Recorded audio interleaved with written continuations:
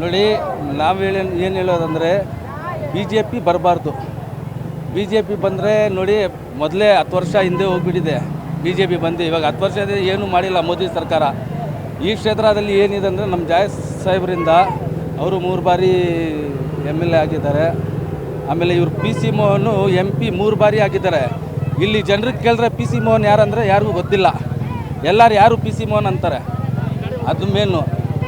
At least ಒಂದು ಸಲಿನೂ ಯಾರು ಅವ್ರದ್ದು ಮುಖ ನೋಡಿಲ್ಲ ಪಿ ಸಿ ಮೋಹನ್ದು. ನಾವೇನು ಹೇಳೋದಂದರೆ ಬಿ ಜೆ ಪಿ ಬರಬಾರ್ದು, ಕಾಂಗ್ರೆಸ್ ಬರಬೇಕಷ್ಟೇ. ಎಲ್ಲ ಕ್ಷೇತ್ರಗಳಲ್ಲಿ ಒಂದೇ ಒಂದು ಮಾತು, ಬಿ ಜೆ ಪಿಗೆ ಓಟ್ ಹಾಕಬೇಡಿ, ಕಾಂಗ್ರೆಸ್ಗೆ ಓಟ್ ಹಾಕಿ ಗೆಲ್ಲಿಸಿ ಅಂತ ಅಷ್ಟೇ. ಈಗ ಬಿ ಜೆ ಪಿಯವರು ಯಾವಾಗಲೂ ಮೋದಿ ಮುಖ ನೋಡಿ ಓಟ್ ಹಾಕಿ ಅಂತ ಹೇಳ್ತಾರೆ. ಅದೇ ರೀತಿ ತಾವು ಈ ಕ್ಷೇತ್ರದಲ್ಲಿ ಈಗ ಮನ್ಸೂರ್ ಅಲಿ ಖಾನ್ ಅವರು ಅಭ್ಯರ್ಥಿ ಆಗಿದ್ದಾರೆ, ಜಾರ್ಜ್ ಮುಖ ನೋಡಿ ಓಟ್ ಹಾಕಿ ಅಂತ ಹೇಳ್ತೀರಾ? ಆಬ್ವಿಯಸ್ಲಿ ಅವ್ರ ಮುಖ ನೋಡಿ ಓಟ್ ಹಾಕಬೇಕು. But Congress, first of all Congress ಸೆಂಟ್ರಲಲ್ಲಿ ಕಾಂಗ್ರೆಸ್ ಬರಬೇಕು. ನಮ್ಮ ಉದ್ದೇಶ ಅದು. ಎಲ್ಲರ ಉದ್ದೇಶ ಏನಂದ್ರೆ ಸೆಂಟ್ರಲಲ್ಲಿ ಕಾಂಗ್ರೆಸ್ ಬರಬೇಕು. BJP ತೊಲಗಬೇಕು. ಕಾಂಗ್ರೆಸ್ ಬಂದರೆ ಬಡ ಮಹಿಳೆಯರಿಗೆಲ್ಲ ತುಂಬ ಅನುಕೂಲ ಆಗುತ್ತೆ. ಈ ಪಿ ಸಿ ಮೋಹನ್ ಅಂತ ಅವ್ರ ಹೆಸರು ಹೇಳ್ತೀನಿ, ಏನು ಭಯ ಇಲ್ಲ. ಪಿ ಸಿ ಮೋಹನ್ ಅವರು ಏನು ಕೆಲಸನೂ ಮಾಡಿಲ್ಲ, ಜನಕ್ಕೆ ಗೊತ್ತೇ ಇಲ್ಲ. MP ಗೊತ್ತಾ ಅಂದರೆ ಯಾರು ಅಂತಾರೆ. ಅದಕ್ಕೋಸ್ಕರ ಇವು ಮನ್ಸೂರ್ ಅಲಿ ಖಾನ್ ಬಂದಿದ್ದಾರಲ್ಲ, ತುಂಬ ಒಳ್ಳೆ ವ್ಯಕ್ತಿ. ಅವ್ರದ್ದು ಸ್ಕೂಲ್ಗಳಿದ್ದಾವೆ, ಡೆಲ್ಲಿ ಪಬ್ಲಿಕ್ ಸ್ಕೂಲ್ ಇದೆ. ಅವರು ತುಂಬ ವಿದ್ಯಾದಾನ ಮಾಡ್ತಾ ಇದ್ದಾರೆ. ಹಂಗೆ ಬಡಬಗರಿಗೂ ಒಳ್ಳೆ ಕೆಲಸ ಮಾಡ್ತಾರೆ. ಅದರಿಂದ ಹೋಸತಿ ಮೋದಿ ಗೆಲ್ಲಬೇಕಾದ್ರೆ ಪುಲ್ವಾಮ ದಾಳಿ ಮಾಡಿ ಸಿಕ್ಕಾಪಟ್ಟೆ ಎಲ್ಲ ಸೈನಿಕರು ಅವ್ರನ್ನ ಸದೆ ಬಡಿಬೇಕಾದ್ರೆ ಮೋದಿಯಿಂದನೇ ಈಗ ಎಲ್ಲ ಆಚೆ ಬರ್ತಾ ಇದೆ. ಅದರಿಂದ ಈ ಕಾಂಗ್ರೆಸ್ಸೇ ಬರಬೇಕು. ಈಗ 22ರಿಂದ 24 ಸೀಟು ಕಾಂಗ್ರೆಸ್ಸೇ ಹೊಡಿತದೆ. ಎಲ್ಲರಿಗೂ ಹೊಸ ಮುಖಗಳಿಗೆ ನಾವು ಈ ಸಾರಿ ಚಾನ್ಸ್ ಕೊಡೋಣ ಅಂತ ಹೇಳ್ತಾ ಇದ್ದಾರೆ.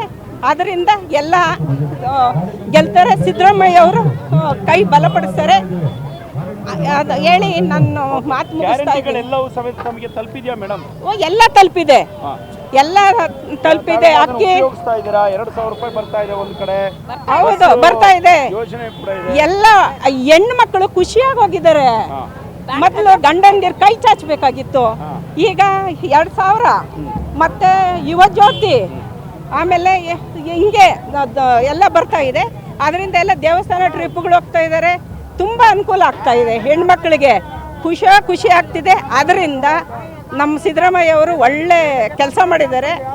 ಅದರಿಂದ ಈ ಲೇಡೀಸ್ ತುಂಬ ಖುಷಿಯಾಗಿದೆ.